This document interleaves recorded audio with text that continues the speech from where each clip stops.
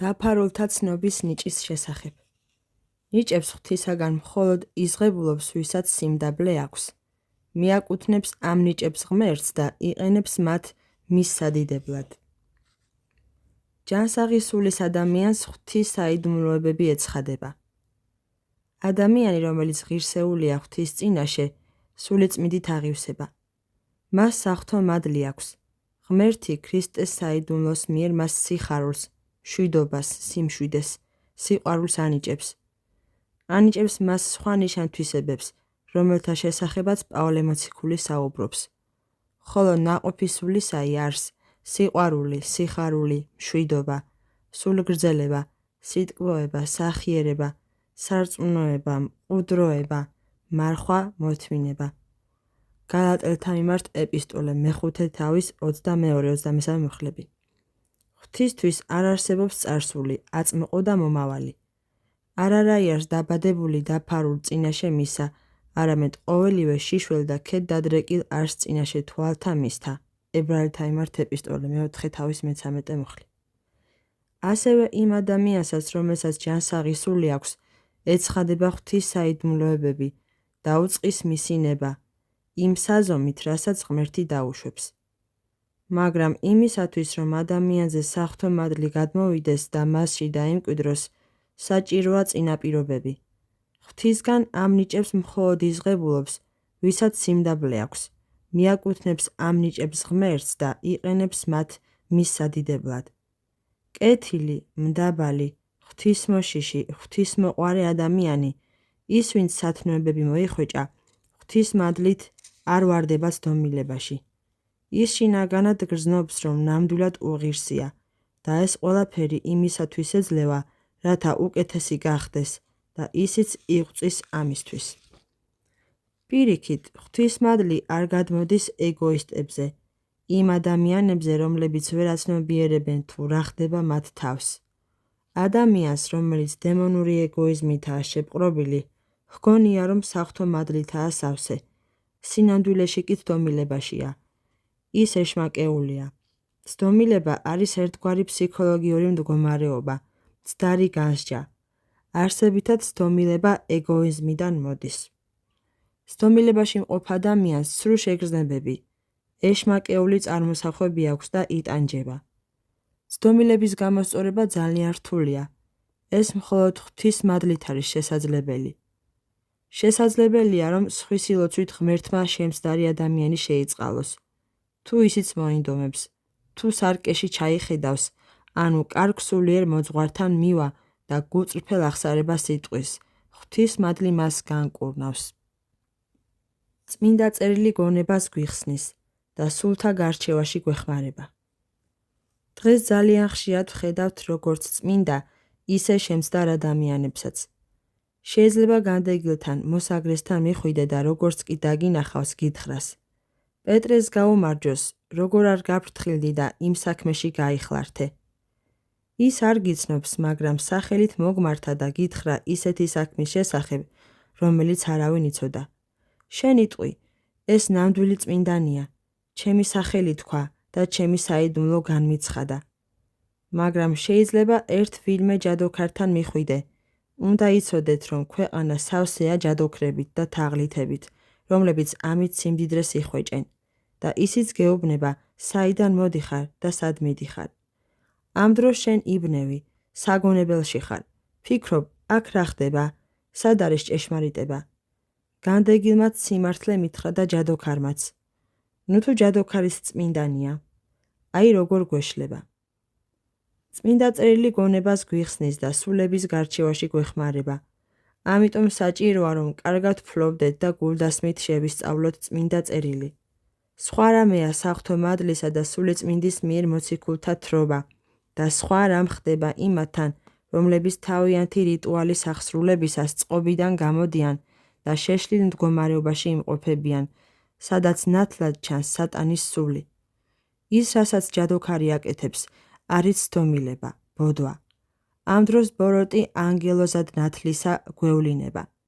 თუ მისი ოინები არ იცი, ვერ მიხვდები, ღვთის სულია თუ ბოროტის. შეიძლება ჩაგითრიოს და კიდეც საღვთო აღტაცება გეგონოს. ბევრნი ცდებიან ასე.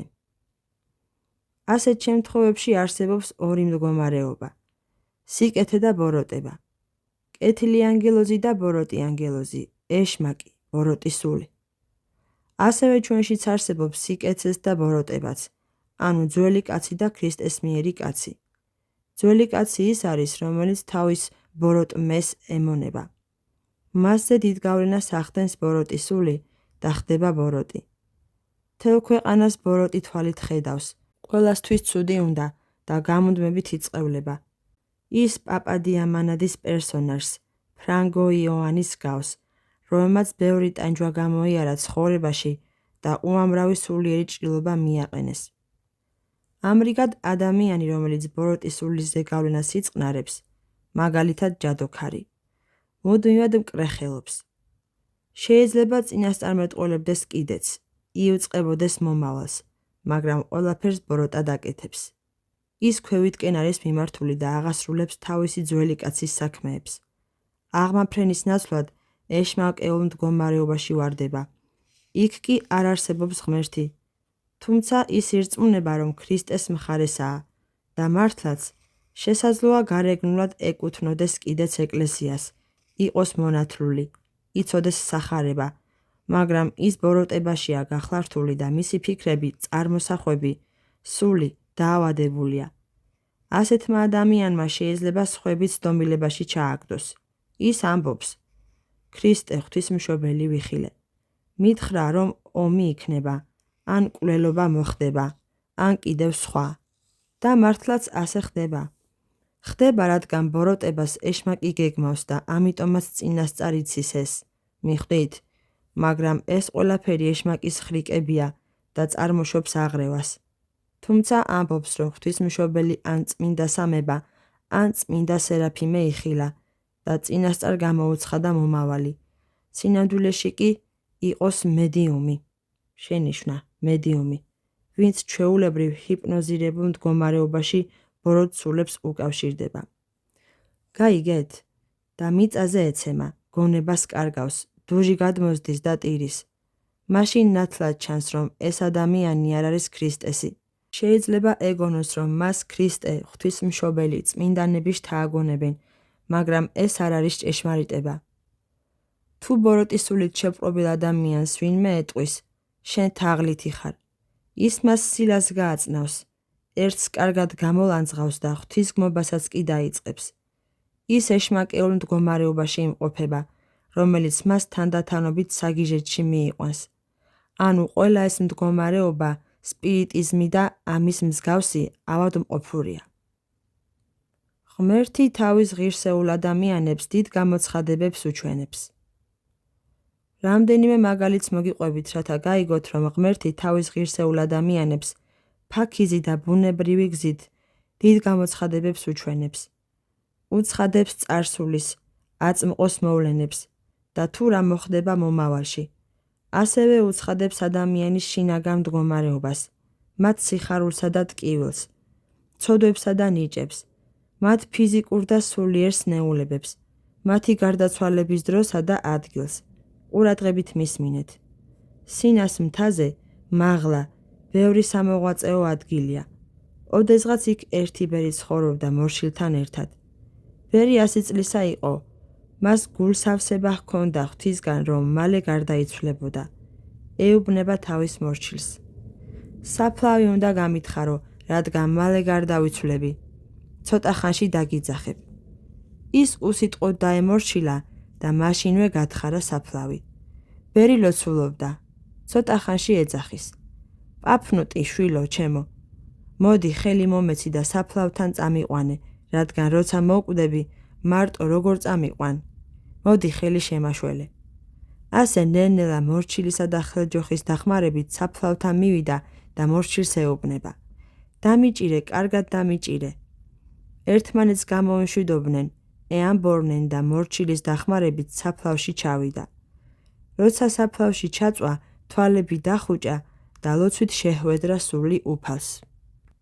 შენიშვნა: სინასმთის პატერიკები აბა მიქაელის შესახებ. ხედავთ, თითქოს დაუჯერებელი ჩანს, თუმცა ნამდვილად ასე მოხდა. ბევრ წმინდანს ჰქონდა შემთხვევა, როცა ღმერთს ისინი მათი სურვილისამებრ სხვა ადგილას გადაჰყავდა. მიდიოდნენ რა იქ, გინა თუ ხორცითა, გინა თუ თვინიერ ხორცთასა. კორინთელთა მიმართ მეორე ეპისტოლე, მე-12 თავის მეორე მოხლი.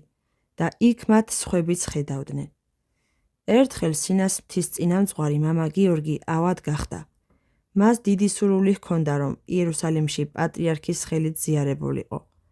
ამ დროს მის სენაკში მისი მორჩილები მივიდნენ და ჰკითხეს, შეძლებდა თუ არა ეკლესიაში წასვლას.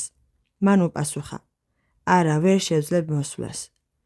როგორც კი მორჩილები წავიდნენ, წინამძღვარი ფიზიკურად მარტო დარჩა, ხოლო სულიერად, ანუ გონებით, იერუსალიმის აღდგომის ტაძარში წავიდა და წირვის მსვლელობას ადევნებდა თვალყურს. მან დაინახა თუ როგორ შევიდა პატრიარქის საკურთხეველში. მამა გიორგი წირვის დროს იქ ყველამ დაინახა. მღვდელმთავრებმა, მღვდლებმა, დიაკვნებმა და ზიარების დროს ოლარითაც შემოსეს. მოვიდა წმინდა ტრაპეზთან და პატრიარქის ხელით უხსნეს საიდუმლოს ეზიარა. ზიარების შემდეგ, როცა მამა გიორგი სხვა მღვდლებთან ერთად ხელბანისთვის მიდიოდა, პატრიარქმა მას უთხრა: შუადღით ტრაპეზზე გელოდები. მამა გიორგის ხმა არ ამოუღია, უმბრალოდ თავი დაუკრა. ამასობაში სინას მთაზე წირვის შემდეგ მის სენაკში მღვდელი და დიაკონი შევიდნენ ერთ მონაზონთან ერთად, რომელსაც კელაპტარი და საცეცხლური ეჭირა და მამა გიორგი აზიარეს. როცა იერუსალიმში ტრაპეზის დრო დადგა, პატრიარქი მამა გიორგის ელოდებოდა.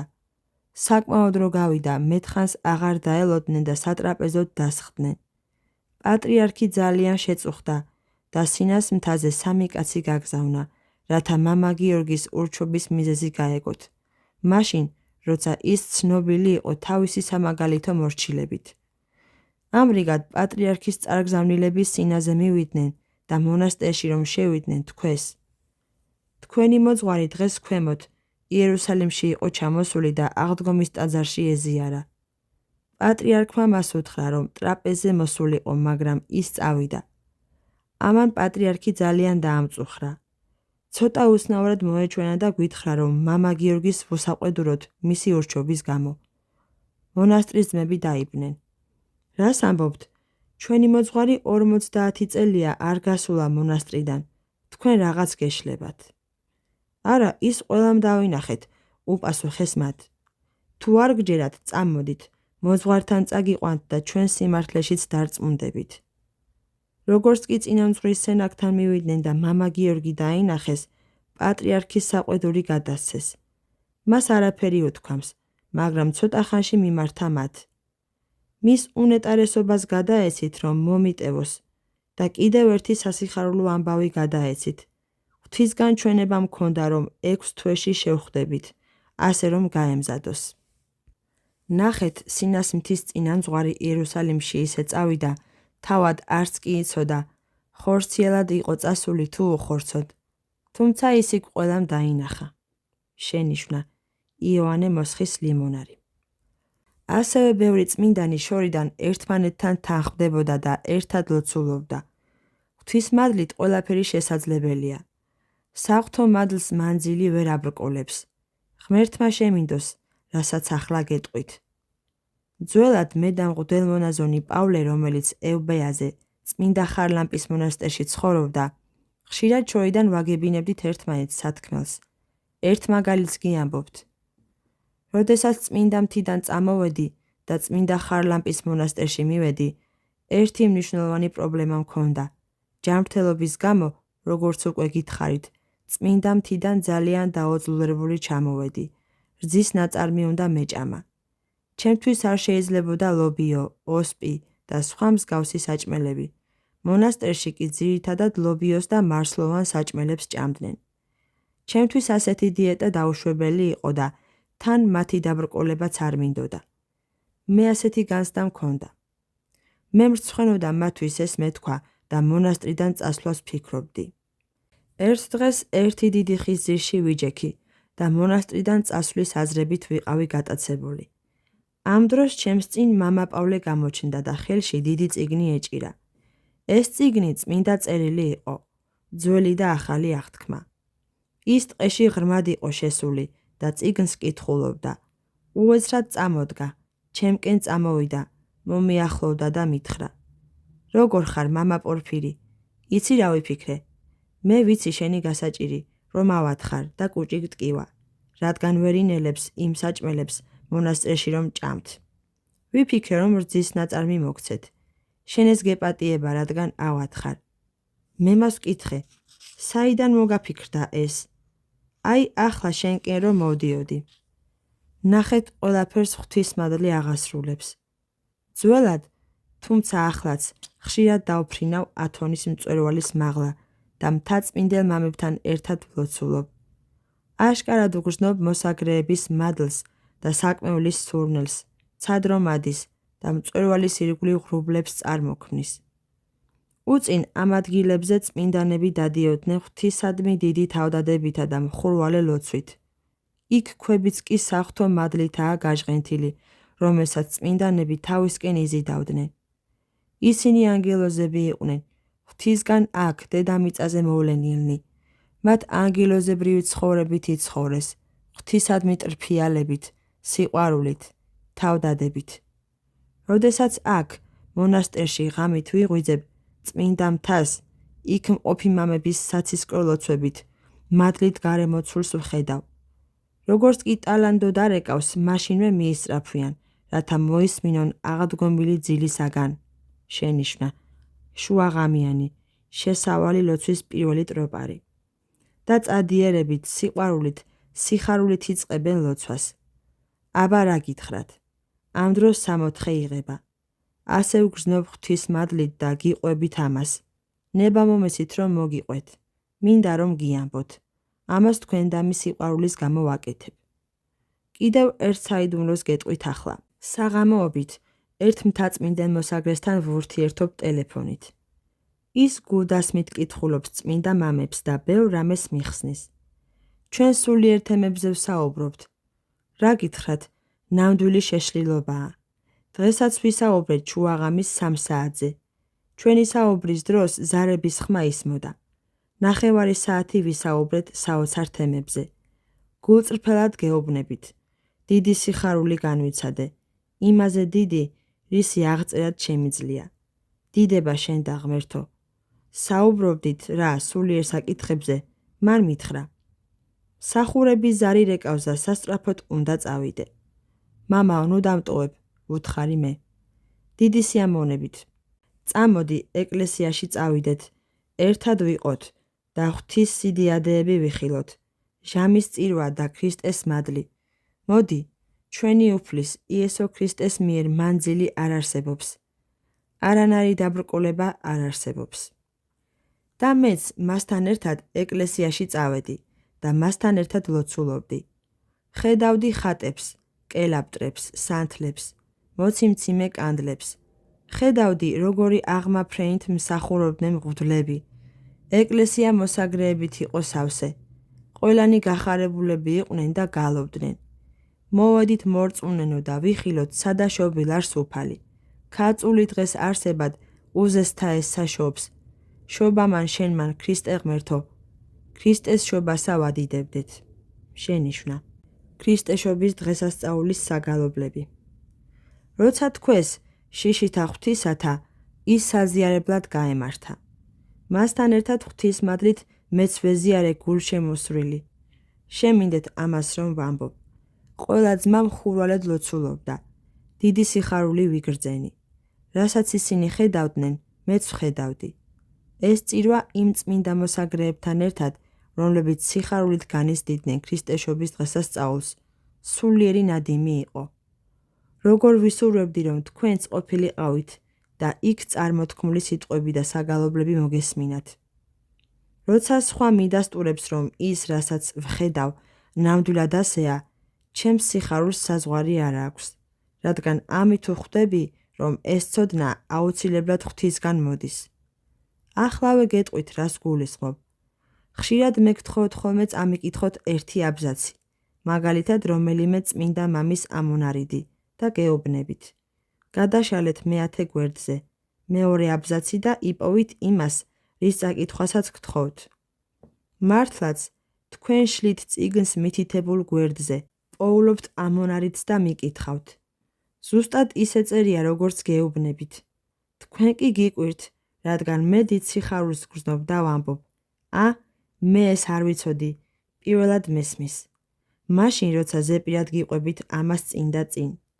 თუმცა არ გატყუებთ, სიმართლეს გეუბნებით. ნამდვილად არ ვიცოდი, რადგან არასდროს მქონდა წაკითხული მანამდე. გეუბნებით რა გვერდსა და აბზაცს, იმ მომენტში ღვთის მადლი, სულიწმინდა ამას შინაგანად მიცხადებს. მაგრამ მე ეს პირველად მოვისმინე, როცა თქვენ წაიკითხეთ, რადგან არასდროს მქონდა წაკითხული. მე კი აღფრთოვანებული ვარ და მიხარია, იმიტომ რომ იმას მიდასტურებთ, რაც საღვთო მადლმა განმიცხადა. სხვა მაგალითსაც გეტყვით. ერთხელ დიდი ლავრის წინამძღვარს არქეოლოგიური საზოგადოების დარბაზში საღამოს 7 საათზე ქადაგება ჰქონდა. მე ლოცვის ძალით წავედი იქ და თითქმის 9 საათი ვესწრებოდი ქადაგებას. დარბაზი სავსე იყო. ხალხი აღელვებული და სულგანაბული უსმენდა ქადაგებას. და რას ვხედავ? წინამძღვარს ლაპარაკის დროს ისე ღვარად ზდიოდა ოფლი, რომ ანაფორაც კი დაუსველდა. მართლაც, როცა ტელეფონზე დაგირეკეთ და გკითხეთ თუ როგორი იყო ქადაგება, თქვენ მითხარით. საოცარი იყო.